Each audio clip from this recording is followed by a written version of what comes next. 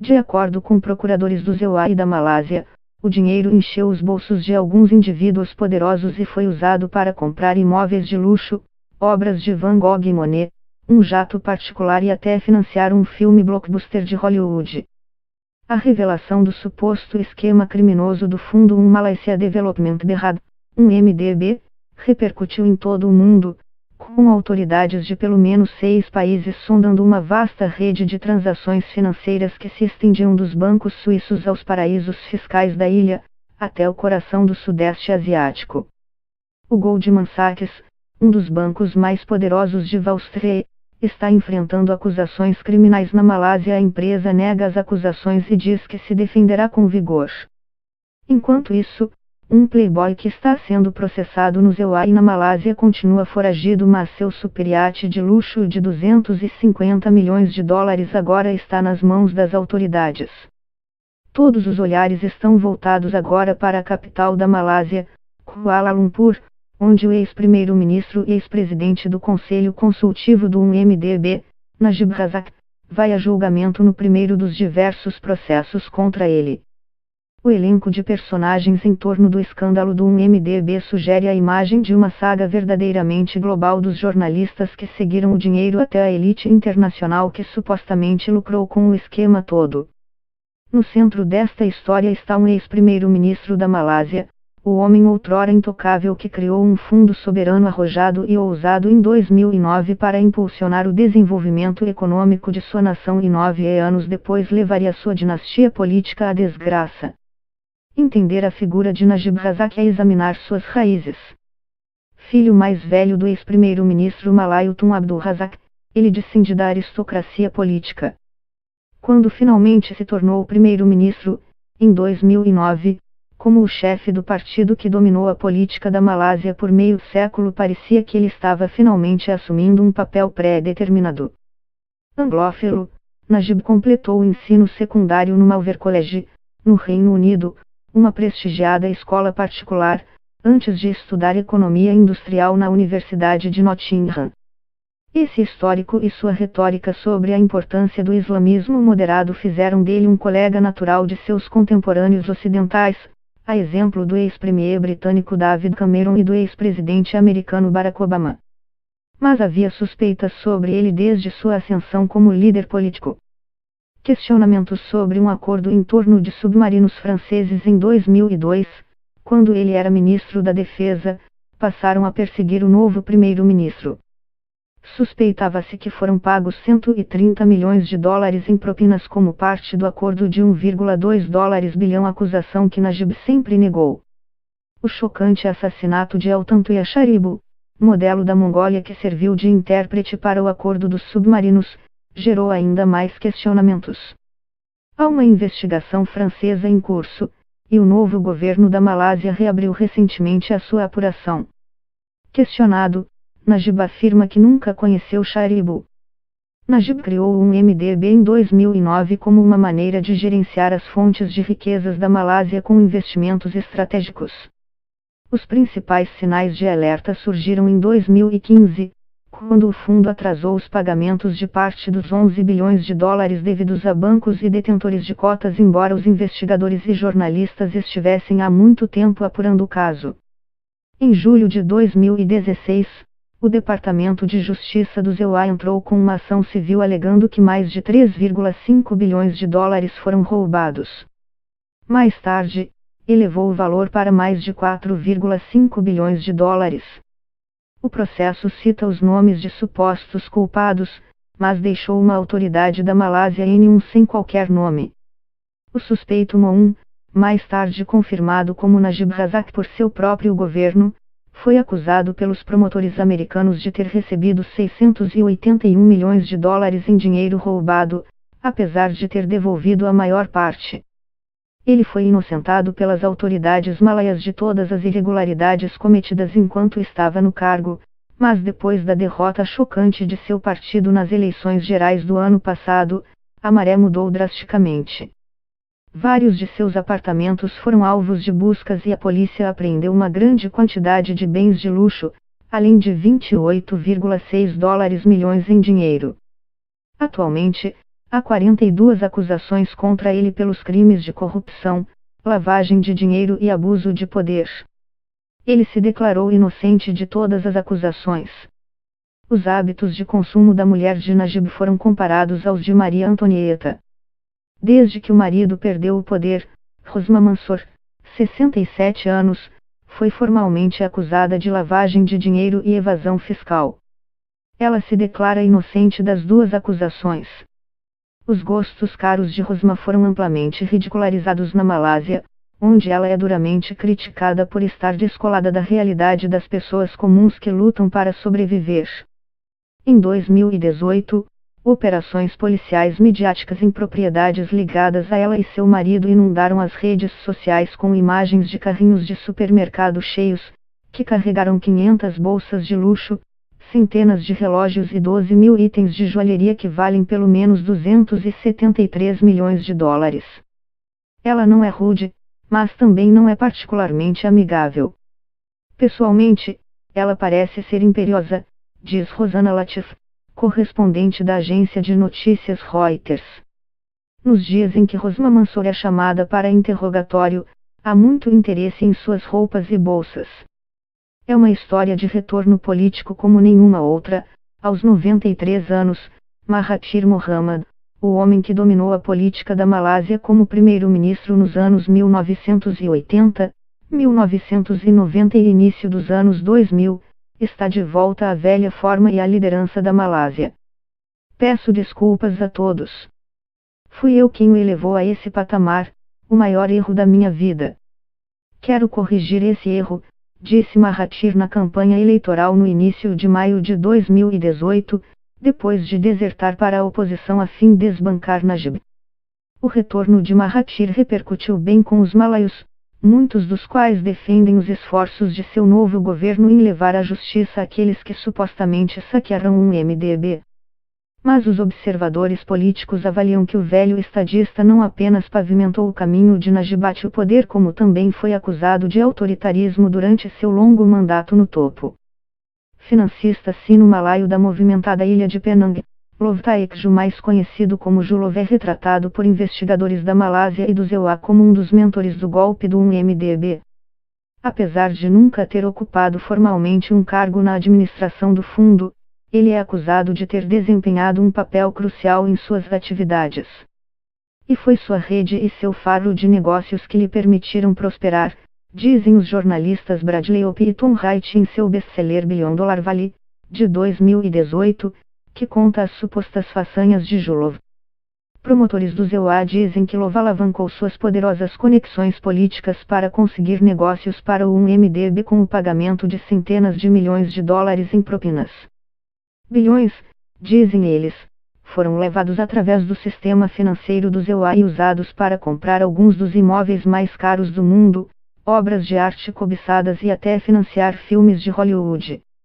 Este era um homem conhecido por misturar negócios e prazer. Festas extravagantes e amizade com a realeza árabe e celebridades de primeiro escalão alimentaram sua rápida ascensão ao topo. Britney Spears até saiu de seu bolo de aniversário, em 2012, em Las Vegas. Os repórteres especulam em seu livro que, em determinado momento, Julov pode ter tido acesso a mais dinheiro líquido do que qualquer outra pessoa na Terra. Mas a queda do governo de Najib Razak foi uma má notícia para Lov. Acusações criminais surgiram e ele agora é procurado por vários países. Seu paradeiro atual é desconhecido, mas ele mantém sua inocência por meio de declarações em seu sítio oficial. Seus advogados defendem que ele não teria direito a um julgamento justo na Malásia. Julov é focado, mas também terrivelmente desleixado.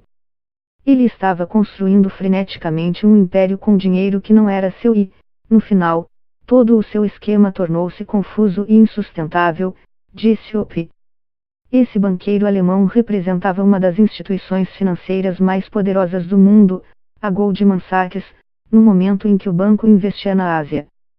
No rescaldo da crise financeira de 2008, a atuação de Timothy Leisner no Sudeste Asiático, na Malásia, especialmente, rendeu ao banco receitas significativas e ele ascendeu até se tornar o presidente da empresa na região. O Goldman havia rejeitado anteriormente Love como cliente, depois que analistas de compliance levantaram suspeitas sobre a fonte de seu dinheiro. Mas, de acordo com uma acusação do ZEUA, Lesner e outro banqueiro do Goldman, Roger Ng., usaram as conexões poderosas de Love para obter negócios para a instituição financeira. O banco teria ganhado $600 milhões em honorários por arranjar e subscrever 3 vendas de títulos para arrecadar $6,5 bilhões para o 1MDB em 2012 e 2013. O Goldman Sachs, que nega qualquer irregularidade, chamou as acusações de mal direcionadas e prometeu se defender delas vigorosamente. A empresa suspendeu Lesner em 2016 e atribuiu a ele quaisquer irregularidades. O escândalo do 1MDB não é apenas sobre políticos e financistas poderosos. O empresário fugitivo Julov frequentemente fazia festas com artistas de Hollywood na lista de convidados. O ator premiado com o Oscar estrelou em 2013 O Lobo de Wall Street, coproduzido e financiado por Riz Aziz, filho de Rosman Mansour e enteado de Najib Razak. O filme de Martin Scorsese sobre ganância e corrupção deu a DiCaprio um prestigioso prêmio de Globo de Ouro de melhor ator, e ele agradeceu tanto a Aziz quanto a Love. Os promotores americanos disseram que o dinheiro da 1MDB foi usado para financiar o filme, e a produtora Red Granite fechou um acordo com o governo do ZEUA. A empresa nega qualquer irregularidade. DiCaprio, enquanto isso, prometeu ajudar as autoridades americanas e entregou uma pintura de Picasso supostamente doada a ele por Julov. O produtor de discos ambicioso e sua esposa superstar já fizeram parte do círculo íntimo de Julov, muitas vezes fotografados em suas festas chiques. Cassandin se apresentou na infame celebração do 31º aniversário de Love, a que teve Britney no bolo. O músico também é visto como quem abriu as portas para Love no mundo da arte, no qual ele supostamente comprou obras como um desenho de Van Gogh e 2 pinturas de Monet com fundos do 1MDB. Outra integrante do famoso círculo de amigos, a herdeira da cadeia de hotéis Hilton supostamente conheceu Love em 2009. Eles eram frequentemente vistos juntos em fotos de paparazzi e selfies, festejando ao redor do mundo das mesas de apostas de Las Vegas às pistas de esqui de Whistler e a agradável Saint-Tropez. Depois de uma série de encontros extravagantes, incluindo navegar pela Europa por 10 dias, Love presenteou Miranda Kerr, uma das supermodelos mais bem pagas do mundo, com objetos de outro mundo, um piano de cauda acrílico transparente de $1 milhão, um colar de diamantes de 11 quilates e brincos. Ela já entregou milhões de dólares em joias para os promotores do ZEUA. Em outro relacionamento, Love levou a cantora taiwanesa Elva Seo para um encontro de $1 milhão em Dubai, onde jantaram em uma praia particular, segundo o livro Billion Dollar Valley. A saga do 1MDB nunca teria vindo a público sem o trabalho árduo de um jornalista que seguiu a história por anos, desarmando uma bomba depois de outra e forçando as transações do fundo a serem escrutinadas. Mais de uma década atrás, esta jornalista britânica, nascida na Malásia, começou a investigar a elite política da Malásia na pia da cozinha em Londres, depois de colocar as crianças na cama. Seu City Sarawak Report foi inicialmente focado em negociações sombrias em um estado da Malásia.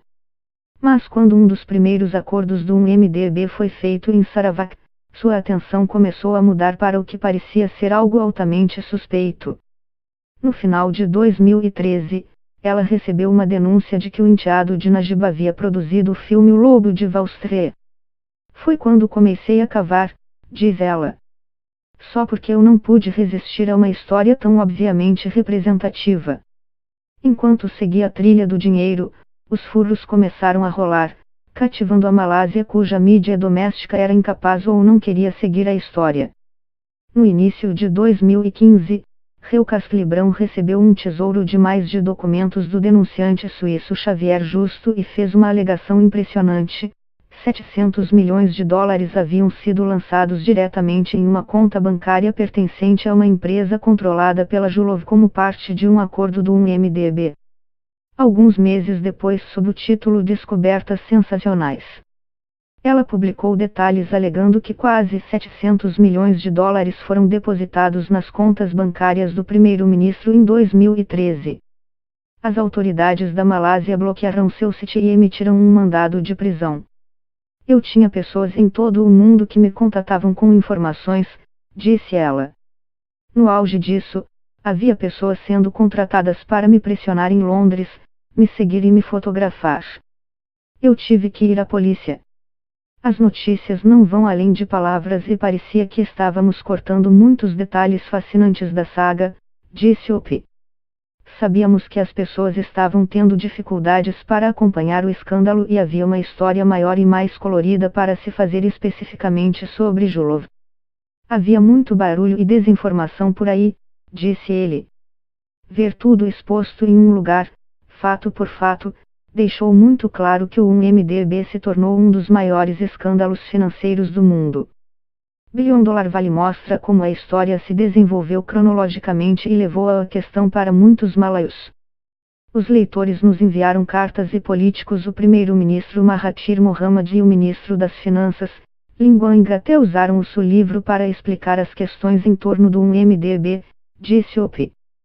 Bilhão Dólar Vale está começando a se infiltrar em todo o mundo e as pessoas que nunca ouviram falar do 1MDB nos dizem que ficaram totalmente absortas com isso.